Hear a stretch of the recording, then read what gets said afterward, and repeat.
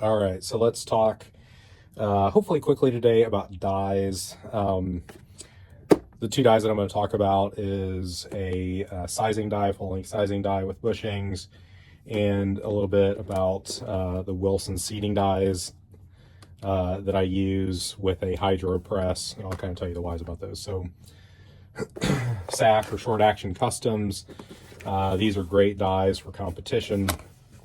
I didn't really spend a lot of time looking around for 25 by 47 specific dies. This came from recommendation from a couple of the other guys that already have their 25 by 47, and short action customs makes it really easy. So generally what's in here is they have the essentially the die, the bushings. I did buy 2 bushings. I'm going to only use one. So the bushing that I'll be using is a for a 25 by 47, it's a 279 bushing. That's an option you can choose when you're in selecting your die body. I also got a .282 bushing, assuming in my initial neck down, from a 6.5, that I take one step before getting to the final outside neck diameter. Essentially, Chad that's doing my barrel said don't do that intermediate step. There's not that much caliber downsizing, so just go ahead and go to your final bushing size. I did order a expander mandrel, and so the mandrel that I chose, and we'll have to see how the bushing and mandrel combination is a .2540 expander mandrel. This one doesn't have the decapping die or the decapping pin integrated. You will have to get for that mandrel a 7mm collet for it, which I'll show you, and then the die body itself. So in the box that I got, these shims, they're washer shims. I'll show you those later. We probably won't put them on there today, but you'll get the idea of what it's for. Sticker, everybody loves a sticker. The die body, how it comes initially, so you can see it does come with a decapping pin that's in there, but we'll take this apart. So you unscrew this top piece, and it will expose kind of the internals. The with the packaging, you can see the collets are right there, so they don't come in the die body, they go in here. But we'll go ahead and take this guy apart. So there's, I don't know the exact terms of these, but there's this kind of other collet, we'll call it too, that kind of goes around this collet that comes with the expander mandrel, or sorry, the decapping pin that's here. As you can see, this really isn't probably what you want to have for the expander mandrel. I don't even know if this is size, if this is just really just a decapping pin, but what happens is you slide this out the top.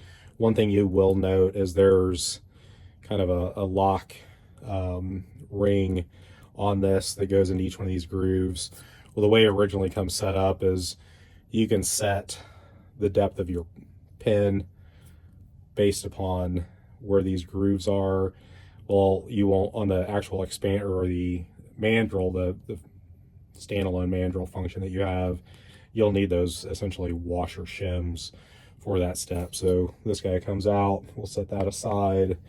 And then this collet that comes with the decapping pin also needs to come out. So you just kind of break that guy loose, that'll come off. We'll set those together because this is a different size than the 7mm one that we'll need. So this is the 7mm. When you order your expander mandrels, it'll kind of give you a guidance of what size you'll need, but for the 25 by 47, it's the 7mm. So we'll go ahead and see if we can snap that in there. So that goes back into the head of the die. These washers, you'd essentially, when you do your die setup in your actual press, you'd stack washers kind of in here to set the height of this. So that way that the mandrel doesn't bottom out in your cases. So that'll be something I'll have to work on. But you can see the mandrel has an expanding section, so it'll expand it on the push. It'll get up. There's an area where that'll allow your bushing, your neck sizing bushing, to be the only function. And then on the withdrawal of your case out of your die, it'll do a final ID, interior dimension, diameter sizing there. So that goes in. This compression piece goes back on. Like I said, I had two different size bushing. So the bushings here will do the outside diameter neck, but also has the appropriate shoulder angle cut into your bushing. So there's a place in here that just drops in and it'll set down in to your die body, and then screw that guy on. So that's the whole setup, short of figuring out which spacing setup you potentially need, but that's the sizing die. There's way more information out here on the Short Action Customs. It does say it is on there which die this is. So it's the same die body for a 25 by 47 or a 65 by 47.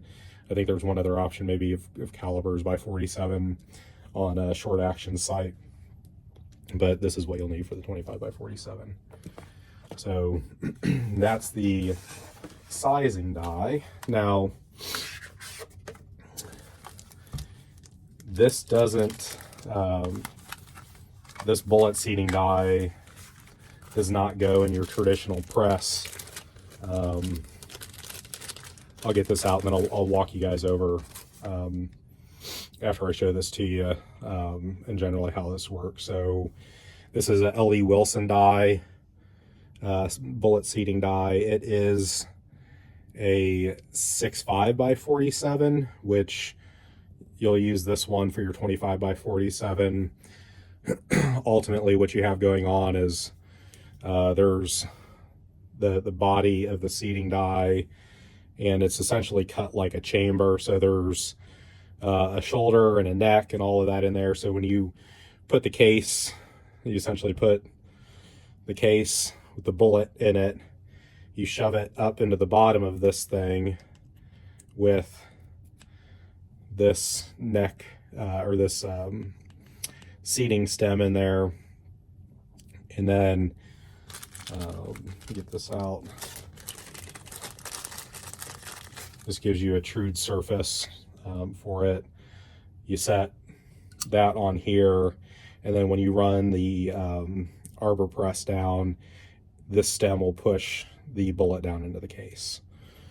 And so you do have a micrometer set up right here. It does have Allens to lock it down. So once you determine what your seating depth is and where this needs to be, you can kind of use this for final tuning.